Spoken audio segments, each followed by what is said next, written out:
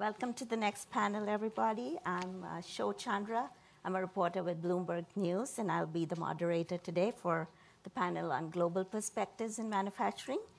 With me are Barry Bosworth, Senior Fellow Economic Studies at Brookings, Mary Hallward-Riemeyer, Senior Economic Advisor for Finance, Competitive, and Innovation at the World Bank, and then Sri Ramaswamy, Partner, McKinsey & Company, and McKinsey Global Institute. With that, let's get started. When you look at U.S. manufacturing, and we heard from the panel before, things are picking up. Manufacturing is on a roll when you look at output and you look at employment in U.S. manufacturing. And then you look at the U.S. in the context of the rest of the world, the picture is a little more mixed, a little less rosy, if you will. And the global landscape is now changing further because of the Trump administration's changing stance on trade and tariffs, which is dominating the headlines even as we gather here. And being a news person, I couldn't help getting tempted to start the discussion with the first question on the tariff wars. So a broad question for each of you. What is the biggest long-term and short-term risk for U.S. manufacturing from the trade war? Quite simply, can the U.S. manufacturing sector withstand the challenge from the tariff wars? And is there even an opportunity to come out more competitive on the global stage? Let's start with Barry. No, I don't think so. We try to sell these sort of trade wars that's now broken out as winners and losers. I think the right way to look at it is everybody's a loser. I just hope that I'll lose less than you. But that's what's going to happen. American consumers are going to be a major loser because they're going to have to pay higher prices. Most of these costs will simply be passed on to consumers.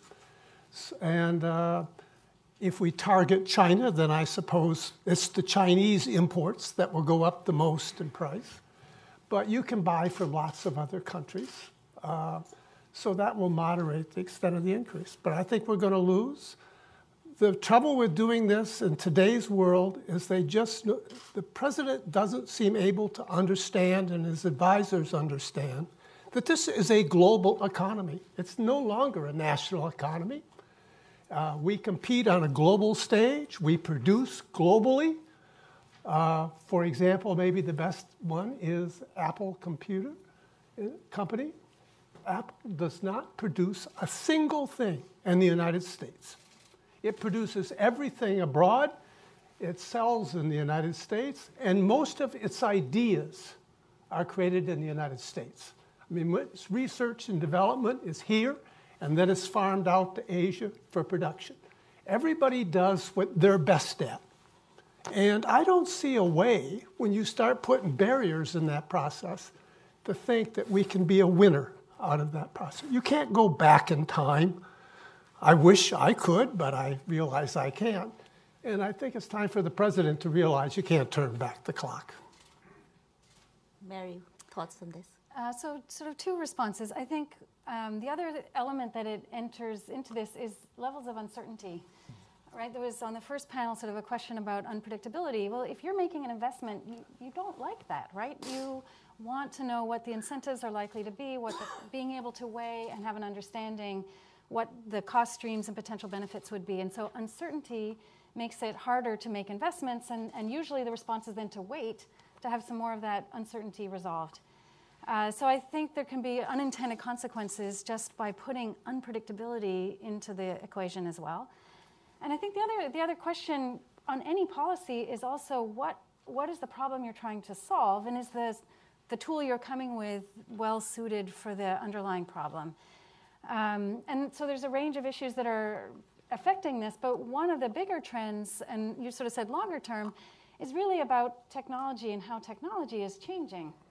And it affects both the sort of mix for labor and machinery and sort of technology in how you produce. It also affects some of the where you produce. And some of, moving to this global economy, part of that is precisely because of larger technological changes over the last few decades that enabled real specialization and a sort of fragmentation of a lot of the manufacturing into lots of different locations that have benefited lots of different countries, right? And this is sort of where trade really can be not a zero-sum game, but an actual win-win sort of exchange. And so technology, partly through ICT, partly through lower transportation costs, helped to sort of have much more sort of global value chains. I think at the same time, while trade can be a win-win overall, within individual countries, there can also be winners and losers.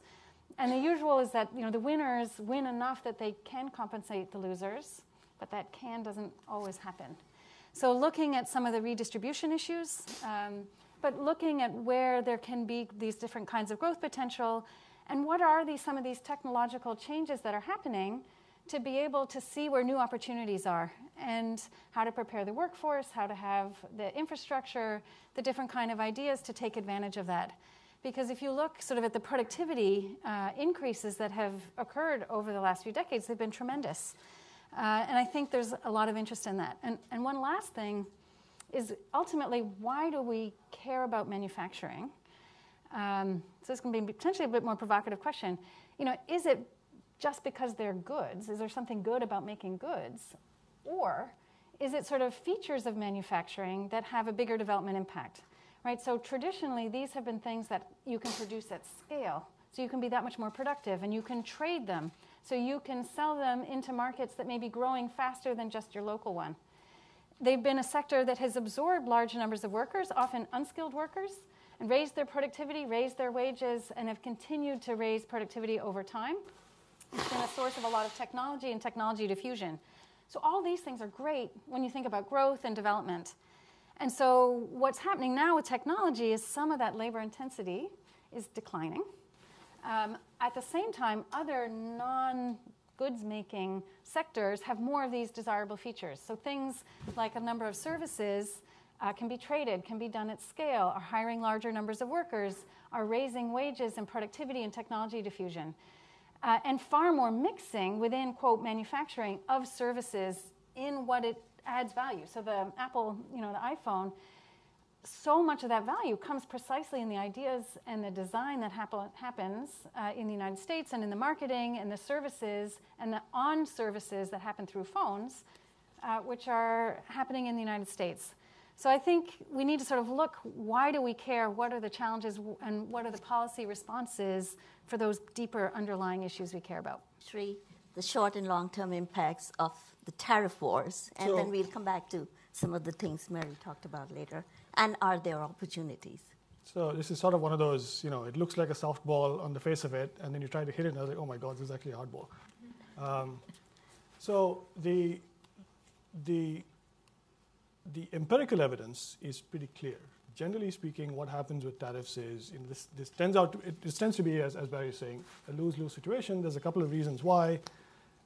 You end up with a lower growth trajectory, partly because domestic producers get shut out of export markets, and also because prices go up in the domestic market, and so the demand falls, right, in relative terms, and so you end up with less output than you would have expected in the counterfactual, right? That's one reason. There's a second reason, as Mary was saying, is the uncertainty that you create. In this economy, growth has been pretty strong. There has been a lot of focus on investment, especially after the new tax code and all that. People are talking about bringing investment in. Now you've introduced this uncertainty of, okay, what do I do with my procurement decisions? What do I do with my footprint? Do I make the investment now? Is it going to change in 3 months? I don't know. I'm going to hold off, right? So that creates an uncertainty.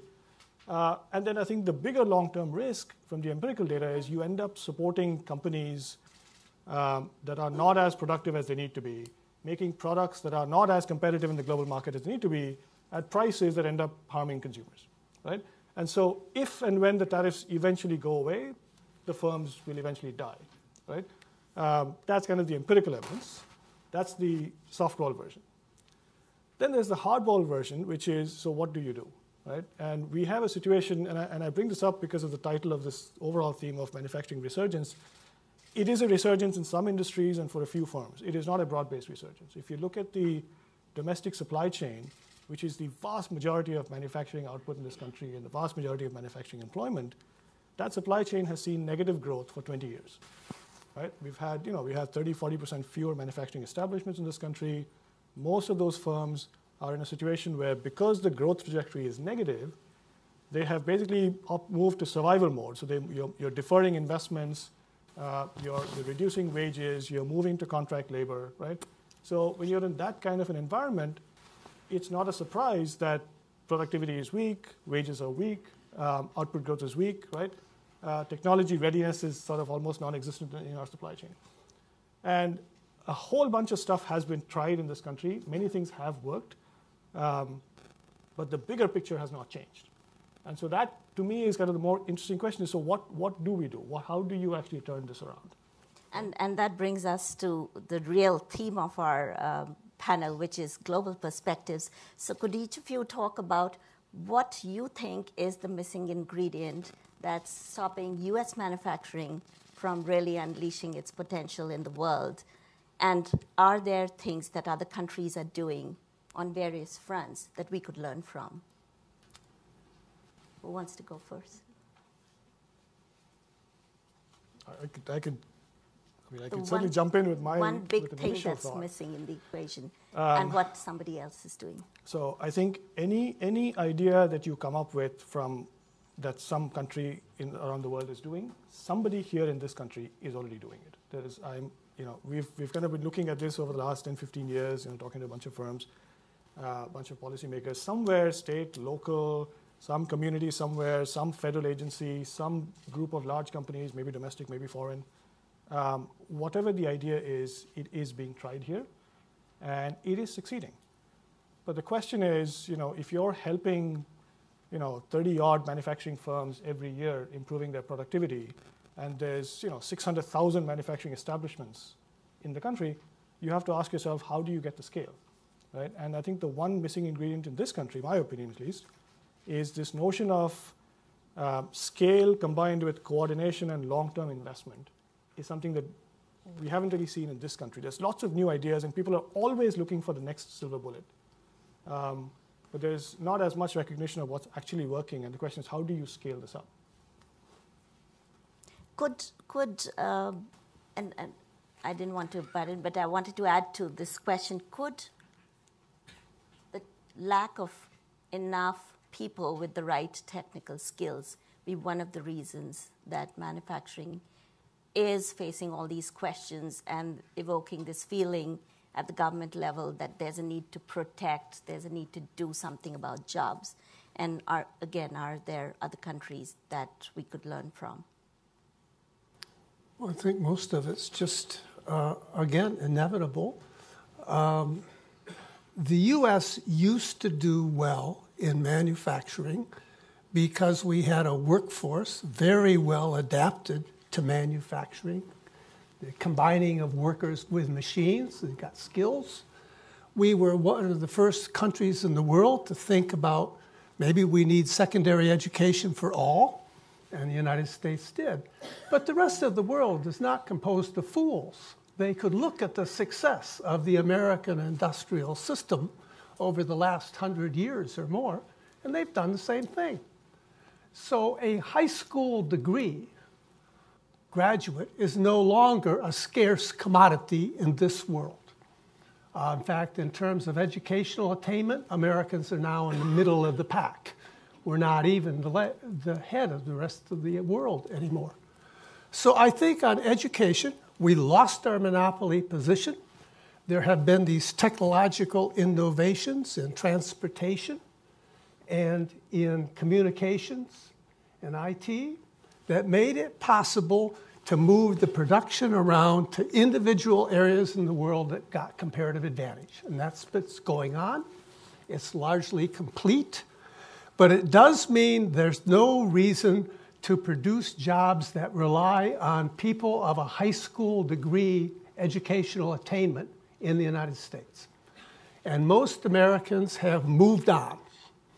They're not looking for a job in manufacturing anymore. We have enormous growth in service industries and others. I mean, you should remember, typically, unless there's a crisis, this country does not have problems creating jobs. We're one of the most fully employed economies in the world. Unemployment in the United States has been on a secular decline for the last 30 years. We create jobs. That's not the problem. We all want better jobs. But to get a good job, you have to be better than the other person, and you have to have education. That's the big, or other forms of training. And what has the United States done? After we did all this work in secondary education, we just dropped out, right? We're now cutting back the funding on job training programs. We've largely cut back, both at the federal and the state level, funding for higher education.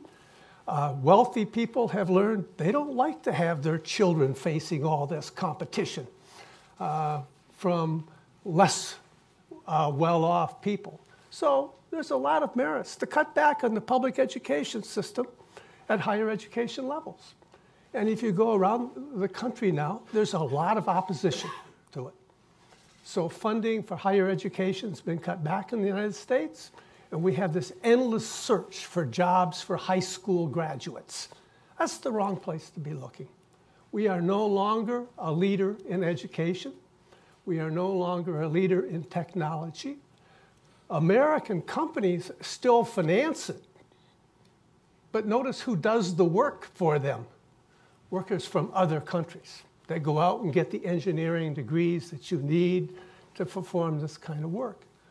And what's coming in the future is those American companies are not going to try to have them come in as immigrants, because we made that pretty hard nowadays, right? So American companies says, well, we'll go to you. And we're going to open up R&D centers around the world that can take advantage of this growing skill levels in other countries. So I think Americans are looking for the wrong job, the wrong solution. We don't need more manufacturing jobs. We need to continue to move up the skill level. Manufacturing, after all, I used to do it as a kid. It's hard work. I was really glad I could go on to graduate school and avoid those sort of jobs. I think there are better jobs in this world, and that's where most of American workers should be seeking to go, not manufacturing. We will be part of the manufacturing production chain, but we will not be in the business of actually working on assembly lines.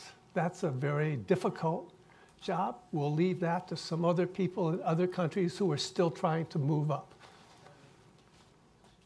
Mary, would you like to add to that? Yeah, I mean, so my comment was going to be sort of the same, and sort of building again on this distinction between the sort of manufacturing and services. So there's this sort of idea of a smile curve, because it has a very complicated shape, right? Smile.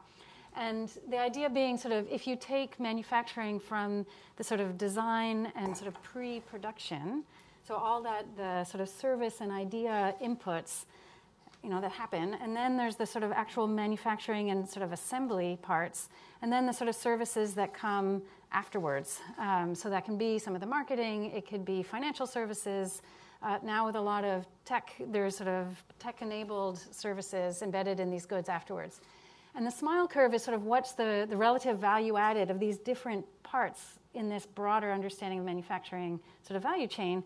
And the smile curve used to be, you know, a little smile, right? So there wasn't that much difference in where the value added was coming from, the sort of design and ideas to the actual sort of heart of that sort of assembly production part. But sort of over time, across many sectors, the smile has really deepened. So it's a much more of a deep U.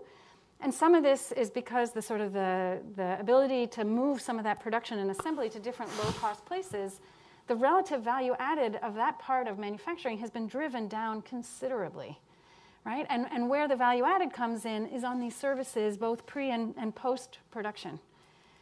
And if you think, I mean, so the United States at the moment still does very well on those. And they take different skills than doing the assembly job.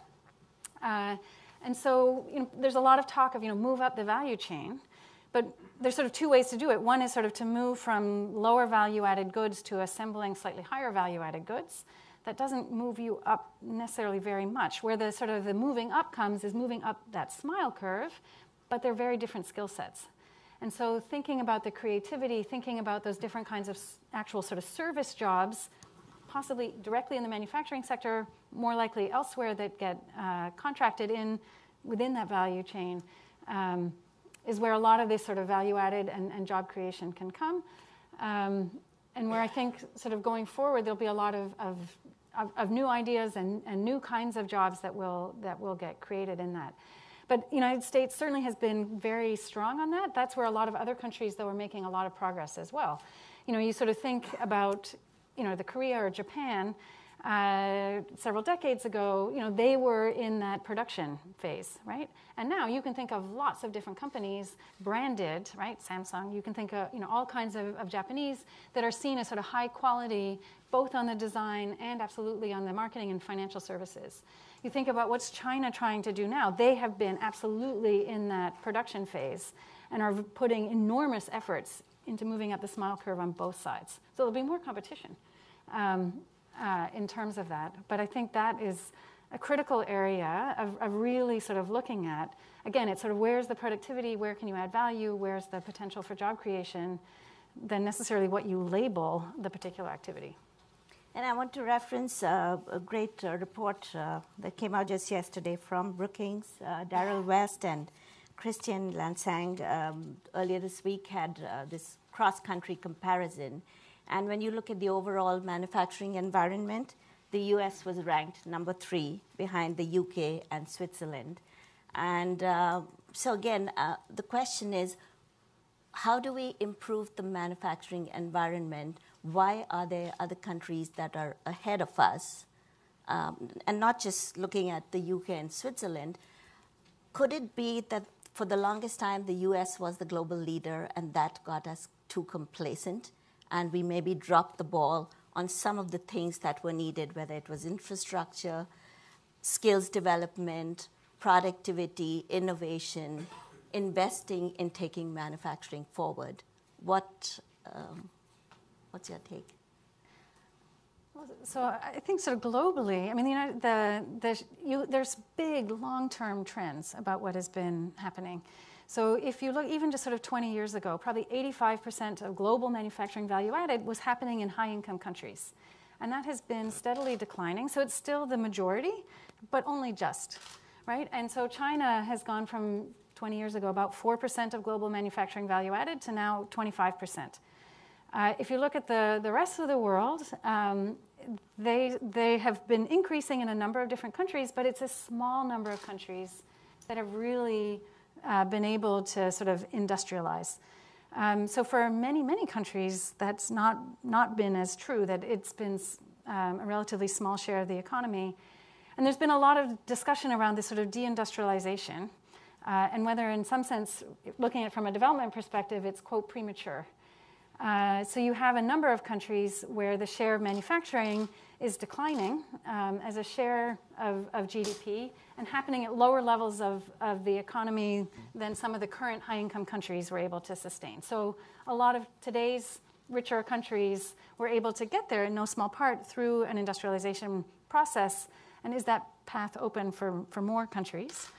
And so it's true in 3/4 of countries that the share that manufacturing represents in their GDP is declining. So for the United States, this was actually a long, like 50-year, 60-year trend.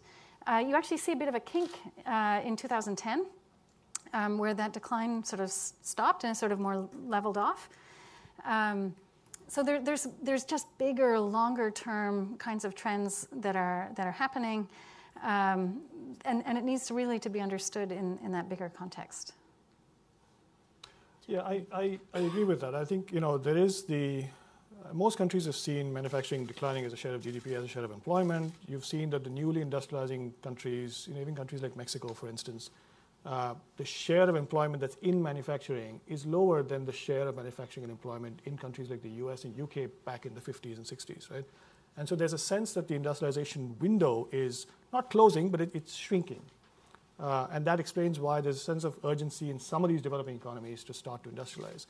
It's also true, as you're saying, so particularly in Latin America, right? There's sort of a premature deindustrialization. They start on the industrialization path, switch over to services too early, and in some ways are seeing the effects of that. I think for the US, though, again, I would make a distinction. There are 2 different manufacturing sectors in this country. And we often talk about one, which is the big marquee names, the big multinational firms, where you walk into the factory floor, everything's automated, cleaning, right? They pay workers higher wages, productivity is okay.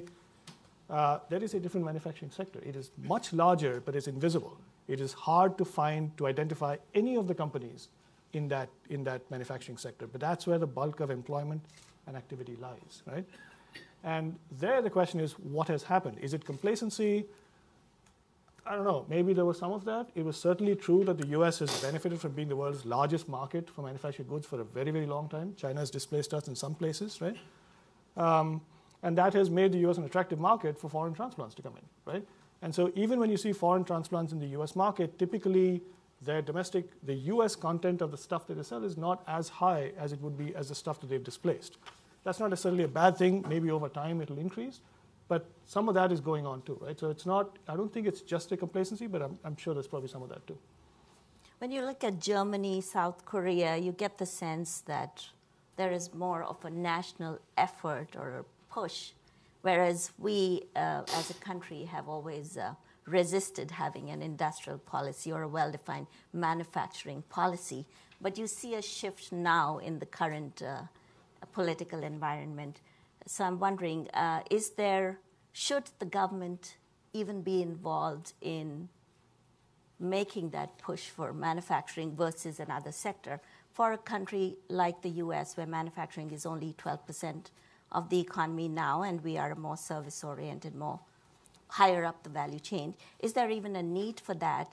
And are there countries that have balanced things better, private sector, public sector? Well, I don't think there's much need for it, except if you go back to the basics, which is where our government used to do so well. You have to help the educational attainment of your workforce because there's lots of externalities and people can't do it alone. Despite the current American perspective that yes, you can, you just have your parents do it. And if you happen to be wealthy parents, everything works out, and we're tired of these taxes that try to give these benefits to younger people who don't have high income to start with. I just don't think we do very well anymore in the United States in promoting a broad-based educational system.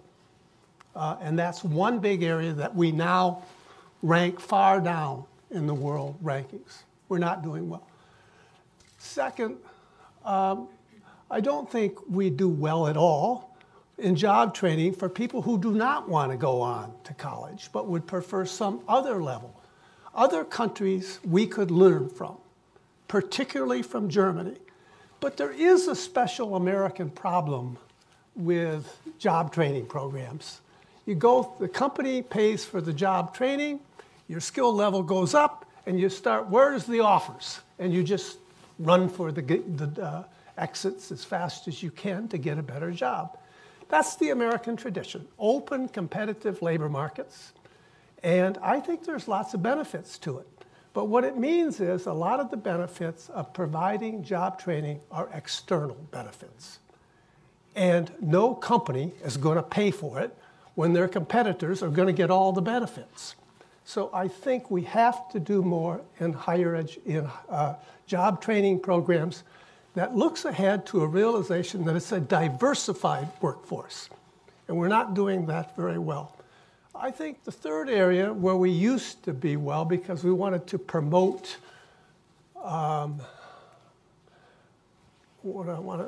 networking throughout the country, we had an extensive infrastructure programs, largely done by government. Nowadays, people don't want those sort of systems, and so we don't do much. So I think there's very simple. It's education, job training, and infrastructure. If the United States would do more, its economy would do better. I don't think we should be targeting manufacturing at all. I think they're kind of dead-end jobs, frankly. I think most Americans want to work in something where they use their brain and not their hands. And that's where we have to promote the level of skills more extensively. And this sort of backward looking by people in my age bracket, whimsical about the good old days, is killing this country. You got to be more forward looking. I think those are the three areas that government has a tradition of normally doing well, and we can continue to do well in the future. Beyond that, I'm opposed to most ideas of trying to give an advantage to domestic producers. Earlier this morning, there was some mention of a Buy America program. I think that's a terrible idea. As a consumer, I want nothing to do with having to be forced to buy inferior American-produced automobiles, for example. I like transplants. So I don't see the reason to move into these new areas with tariffs and other kind of quotas and barriers and becoming more xenophobic. I don't think that's the way to be successful in a global economy that you can't turn back. It's the way it is. You have to learn to adapt to this new system. I think, on whole, it's brought us enormous benefits. Why we can't recognize all of the gains that we've had as Americans from this system, if in no other area, just the range of choice of goods that we can buy. If we were still relying on American-produced automobiles as opposed to Japanese or German-produced automobiles, think where we would be. So I like the competition that comes with a global economy and the effort to produce new products that are better. And I think Americans do really well at that. We shouldn't be afraid of it. We don't have to worry about a level playing field, arguments, and waste your time over those debates. We do well in this world economy, and we will continue to well if we keep promoting it instead of trying to turn back the clock. This is a good point. So this is exactly, when you talk about the U.S. economy in the context of the global environment, whatever, this is exactly the point, right? This idea that workers are free to move is one of the core reasons why the U.S. is such an innovative economy, right? And this is why, for instance, if you look back about why it is that, Silicon Valley didn't show up in New Jersey and showed up in California, it was because of the fact that there were non-compete agreements and kind of stuff in New Jersey. California didn't have that. You allowed workers to move from one place to the other. Next thing you know, bingo, you've got a huge innovation ecosystem, right? So it's hard, and I don't think anybody in their right mind would want to mess with that, right? Because that is a unique American trait. The Germans look at us and say, oh my God, I wish we could do that here, right? The question then is, what do the Koreans or the Japanese or the Germans do that makes their manufacturing sector, if you do want to support it, so resilient? And one of the things that they do is they invest in the commons, right? And the commons is something that takes different forms. If it's the Korean ecosystem or the Japanese ecosystem, a lot of it is family relationships. So the biggest Korean manufacturers are all kind of connected to families, which means if a Korean firm is exporting, chances are that those suppliers are coming with it. In the German system, it's not necessarily family relationships, but there are family-owned firms. There are development banks like KfW that have been sitting there for the last 60 years, set up under the Marshall Plan, that are channeling long-term investment to a huge number of these small and mid-sized firms at scale, right? We don't really have anything of that sort in this country. And so the question is, what would an American version of that look like, right? We certainly do it in other ways. We do it in housing. We do it in a bunch of other places. There are American versions of these things that exist. We've chosen not to do that in the manufacturing sector. And the question is, do we need to revisit the choice or not? And do we? Well, I'm sitting far enough away from Barry's, I feel confident to say, yes, I think we do need to revisit it. Okay, so let's leave it at that and segue into the global supply chain, which is such a critical part of the landscape now, and especially for manufacturing, with the impact of technology in both processes, production processes, as well as on the workforce in manufacturing here and everywhere else.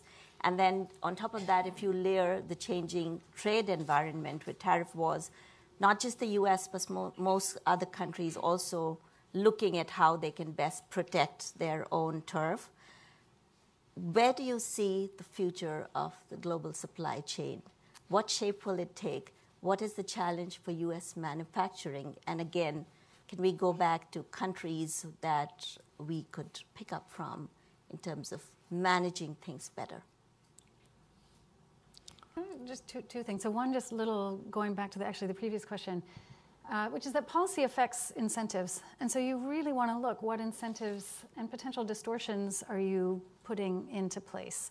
And if you look, not so much in the United States, but if you look across countries and the evidence on industrial policy, there are a few cases where it has worked quite well. Most of those are cases where it's been combined with competition. Right. And so either it's export driven and you're facing international competition and there's a market test, is this working? And in a very long list of countries with whatever best intentions, it was a very costly mistake. And so a bit of a blanket statement, but a number of Latin American countries now a couple of decades ago really tried to do this behind very large tariff walls, and it was a very expensive setback in terms of their larger economic development. So I think paying attention to what the longer run dynamics and competition and incentives to be innovative matter for the companies, it matters therefore for their workers, and it absolutely matters for consumers and choice as well. So I think looking at all of that matters enormously.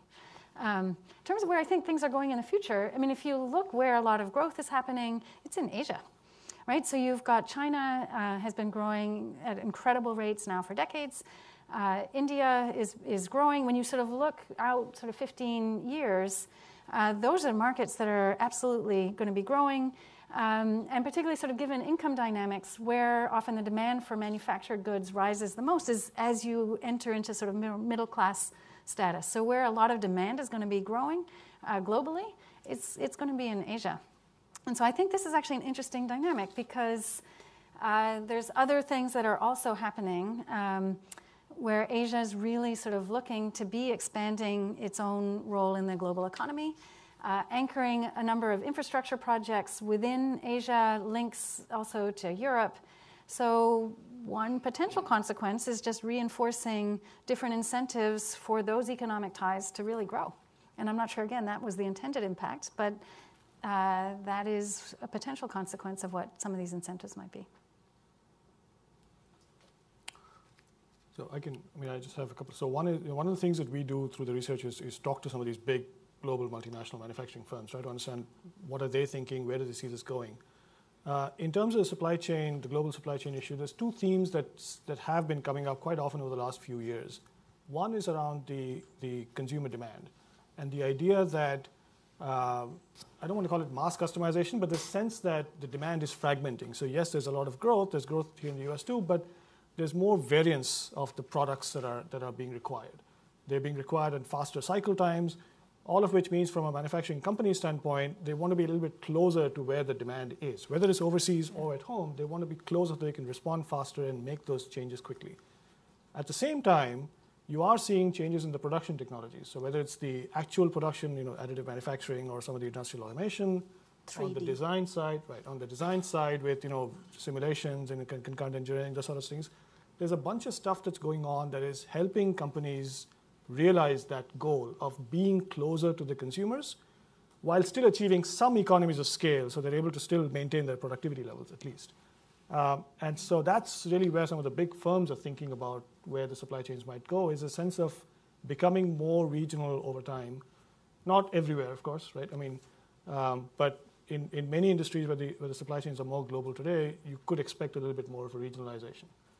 And to me, when I look at sort of stuff that's going on with the tariffs, it seems to me in a best case scenario, you might end up accelerating that, because you're basically saying if you want to serve this market, you need to have more of that the global supply chain locally. If you want to serve the European market, you need to be closer to Europe.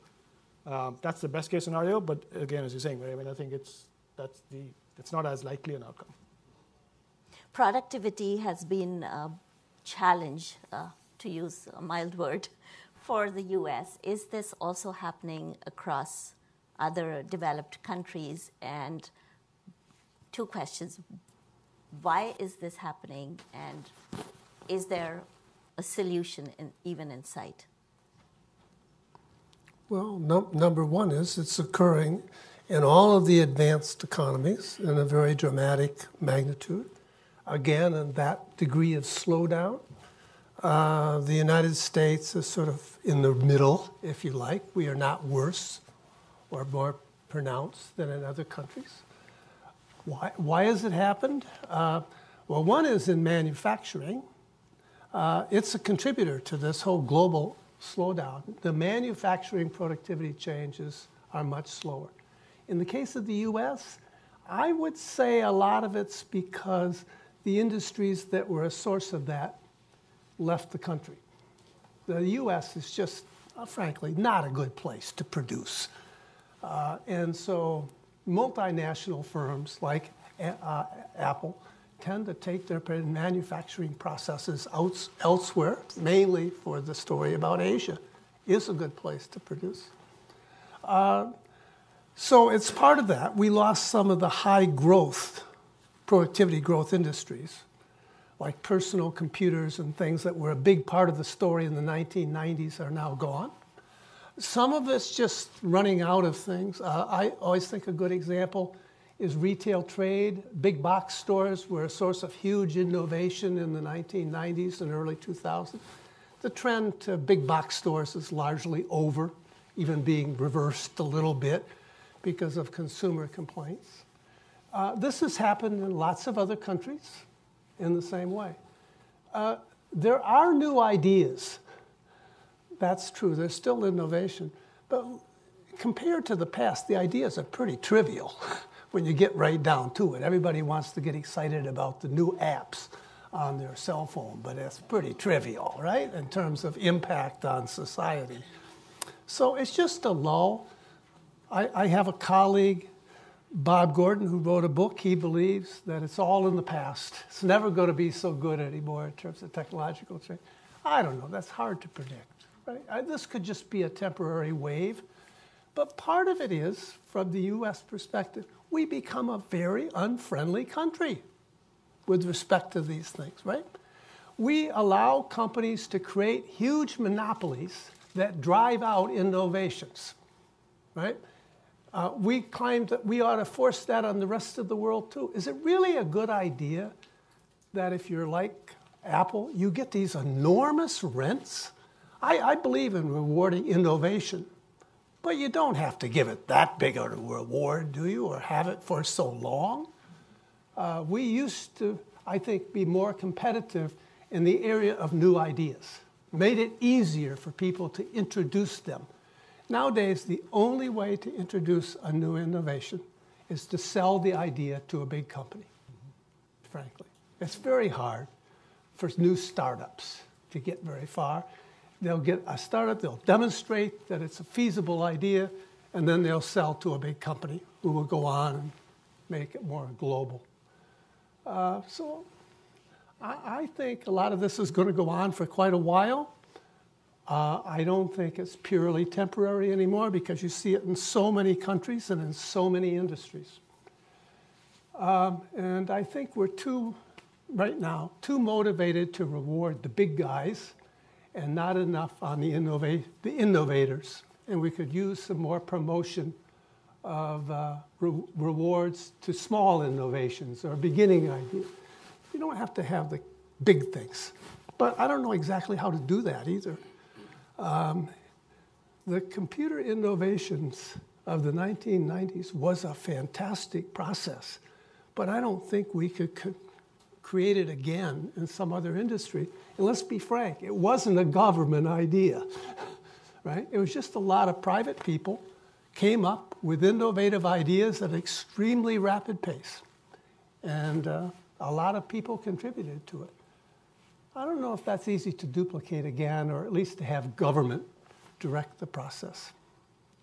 Mary, are there parts of the world where there's better news for manufacturing productivity? I think that the point of just saying the sort of productivity slowdown is something that is true across lots of countries is actually important. So it's not just some U.S. story. You do actually see in the most recent numbers, sort of in the last year or two, something of an uptick again. So there's sort of these big, broad cycles. Some of it really is cyclical, so still some of the impact from the financial crisis of a decade ago. Some of it is playing out in the decline in some of the investments that happened then. There's lots of academic debates about measurement and how well we can capture some of the change in quality of the kinds of goods that are produced now. Usually price and quality go together. You know, as something gets better, it costs more. Well, we've got better and better goods where the price keeps getting driven down. So it makes it difficult, the consumer surplus from all the apps and the kind aren't well captured in some of the data. A lot of them are multinationals with intangible assets, and there's some question about where they report certain kinds of gains. So there's a number of issues in just purely the numbers on how well we're capturing what's happening in productivity. I think one of the big questions going forward, though, is this also sort of a time when there's a lot of investment happening in new ways that haven't yet really found their sort of broader commercial applications. So a lot of what's happening in digital space in services that can spill over as well within manufacturing, you're starting to see glimmers of how that's being done. So you see that much more smart manufacturing happening.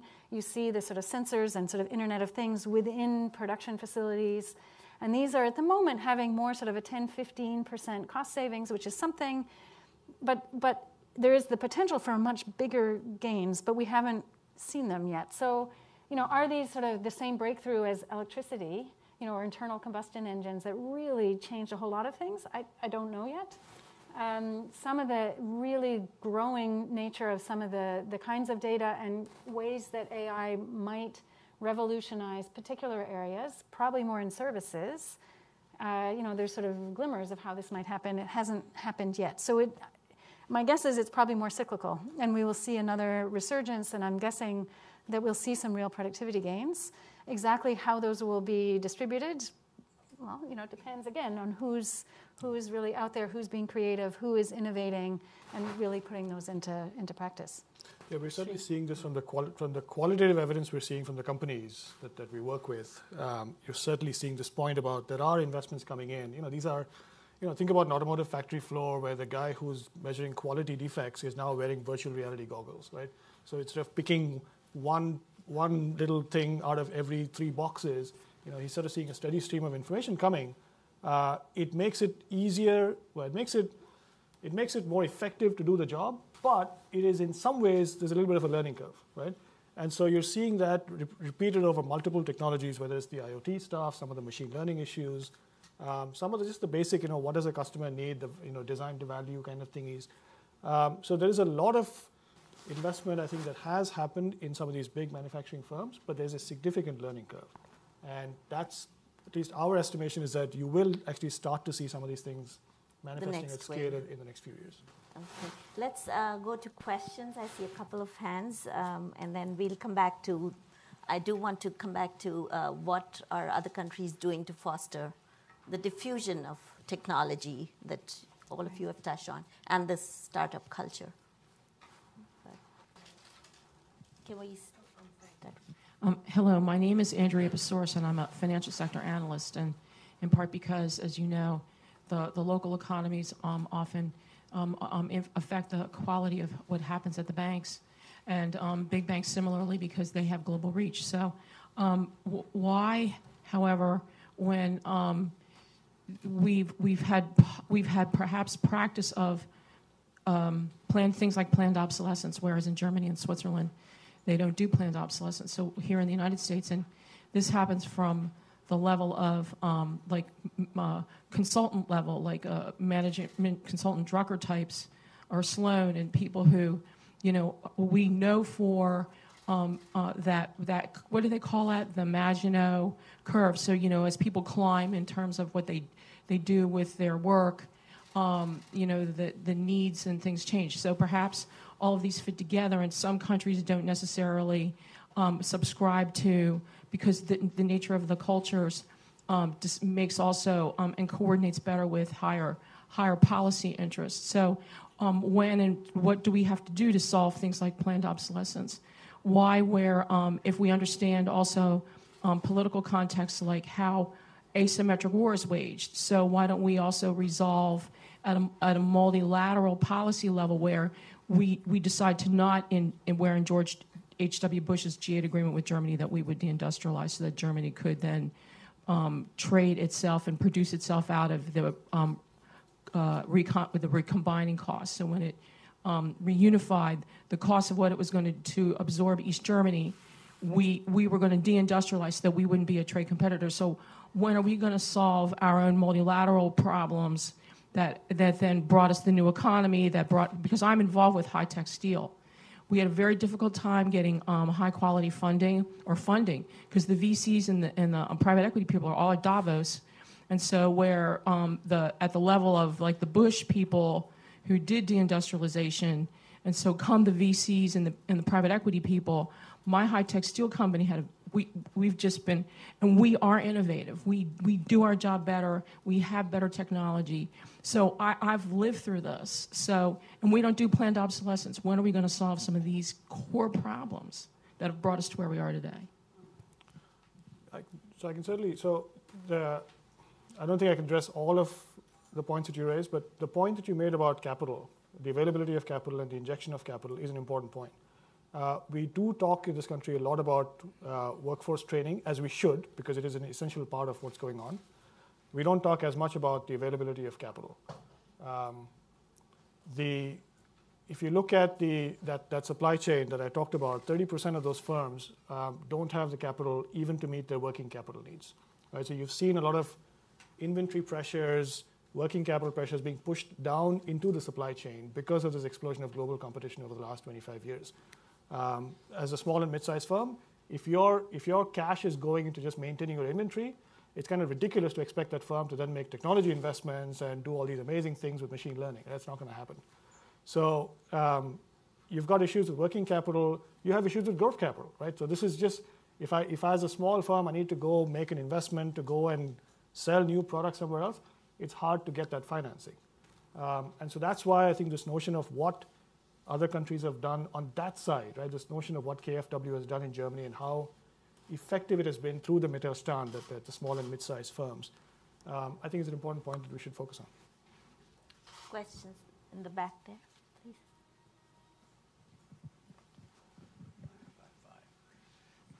Hi, my name is Joel Yudkin. I'm principal of High Road Strategies, focused on manufacturing, workforce, and energy policy. First, Dr. Bosworth, I basically disagree with about 95% of what you say, and I believe we do need industrial policy. I only agree on the education and workforce component, but that's out of context. I think we need to put it into a better context. I think that industrial policy is not about anti-markets. It's about how you get markets to move in a much more productive, socially and economically productive way for our economy and our society. So that's a very different way of looking at what the government role. The other thing I just want to throw in there is that technology innovation in this country actually began with very massive government investment, mostly tied to defense. We could talk forever on that. There's a book called Entrepreneurial State by Marianne Mazzucato you might want to look at, because I think it basically tracks that perfectly. I also wanted to say one more thing about the trends in employment. Manufacturing in 2000 was the top manufacturing economic category and producer of jobs in 2000. By now, it's the fourth largest, behind leisure and hospitality, behind health and services, and behind retail trade. In most of those jobs, there are good jobs in those things, but most of those jobs are lower end, lower paid, lower skilled than manufacturing, what remains. Though some manufacturing, now if you go on a shop floor today, a modern shop floor, rather than seeing these are very backward, unskilled jobs, you actually need to be smarter. You need to be better trained. You need to have higher skills in digital technologies and so on for these jobs and the kind of jobs being created in there. So, the whole, I can go on and on, but every premise that you talked about I think is wrong. But I do want to just throw out one thing, is that you're being provocative. I might as well be provocative back. But I do think we need to think differently about manufacturing today and its relationship to the other sectors, because we tend to kind of think it's about trade, retail versus services, services versus manufacturing, rather than thinking there are value clusters that make up an economy, and usually there are big regional connections to that. All right, I mean, so in every one of those other sectors, you need manufacturing for producing the goods. If you don't have retail trade, requires things to be made to be able to be traded, all right? Medical technology, pharmaceuticals, and so on, those have to be produced. So the question I'm getting at here, and I'm looking to the two middle folks there, Sheree, and I forgot your name, I'm sorry, is how do we redefine the nature of production, relationship to services, and recast this whole thing? I just came up with the idea of value clusters in terms of really kind of thinking about what we should be doing and how invest and how we restructure our own economy today. And as you answer, could you draw on something that might be happening elsewhere in the world? Where there's... I mean, so to me, it was actually sort of back on my smile curve answer. Any kinds of sort of production is absolutely, in some sense, got this sort of cluster of different pieces of that need to go into being able to be successful. I don't think you have any given firm or even geographic location has to do every single piece along the way, right? There are advantages of specializing in different parts and trading. Now that can be across different countries, it can be across countries, it can be across the street. But the point being to really do what you have a comparative advantage in doing and understanding that the whole thing is going to have a range of different pieces. And that's sort of been something over the last sort of 30 years has been a real shift in much more sort of fragmentation. And I think one of the questions that's sort of interesting going forward is how that may shift going forward, again with a sort of a bit of a technology, because it on one hand could continue this fragmentation. Some kinds of things, whether that's sort of smart automation, whether it's the additive manufacturing, sort of 3D printing, may have a huge collapse, right? And able to print the whole thing in one place and not have as much of this sort of value chain approach.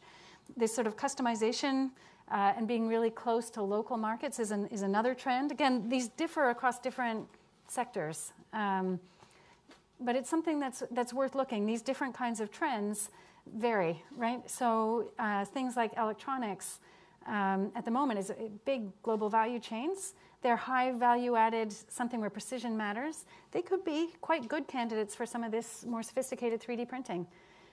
Things like garments at the moment are not automated. It's hard for robots to sew. They're pushing hard to try and change that. So that may become, at the moment, it's one of the most labor-intensive sectors in the world. Lots of developing countries have invested a lot, have a lot of employment in that sector.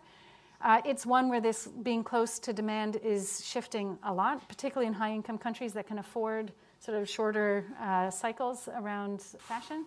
And you've seen a lot of garment makers either moving back literally to the United States or very close to shoring, near shoring, to be able to get to the US market quickly or European markets. So understanding the dynamics in different sectors are a bit different, but there's trends with technology, there's trends with services, there's trends in how consolidated some of these value chains would be.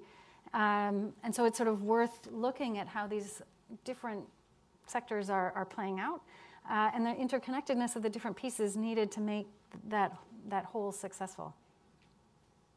Sheree, and then I'm sure Barry would like to respond as well. No? I think tactically, I mean, this is an important point that one of the things that we're trying to push is changing the way you measure the economy. You talk about 12% of GDP or employment is in manufacturing. Yes, okay, but there's a distribution and wholesale sector which has a lot of dependency, as you're saying, to manufacturing. Right? There's establishments in the distribution sector that actually belong to the same firm as what you're counting in the manufacturing sector. Right? Similarly with the professional services or the computer systems and design services. And sometimes what you see is a linkage where when the manufacturing activity goes down, the distribution activity goes down, and so does the design activity. Sometimes, to Mary's point, what you see is the reverse. You see the manufacturing activity going down, but the value is shifting to other stages. And it's devilishly hard to figure out what the heck is actually going on here. How much of the decline in distribution is because the manufacturing activities have been lost, and how much of the increase in distribution is basically because we don't even consider Apple to be a manufacturing company because it doesn't have manufacturing establishments. It's a distribution company and an R&D company, right? And so it's really hard to figure those things out. So that's one of the things we're trying to figure out is can we at least sort out how to measure this thing properly? Gentleman there.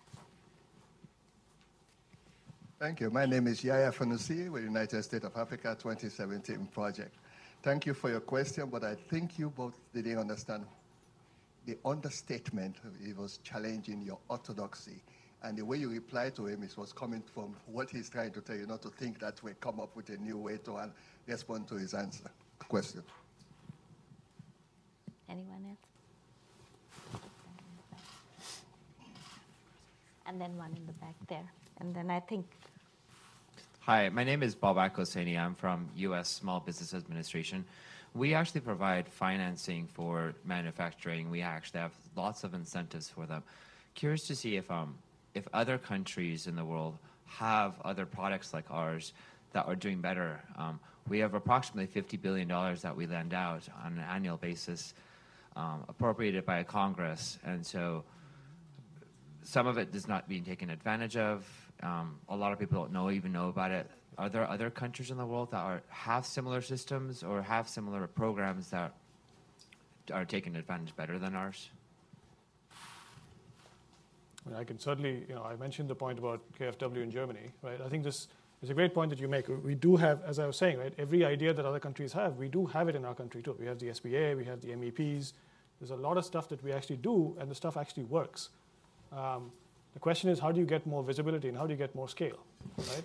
And that's where I think having kind of a single point of contact seems to make a difference in some of these other countries. I'm not saying we have to do the same thing, but it seems to be, if a German Mittelstand firm wants financing, they know you go to KfW, right?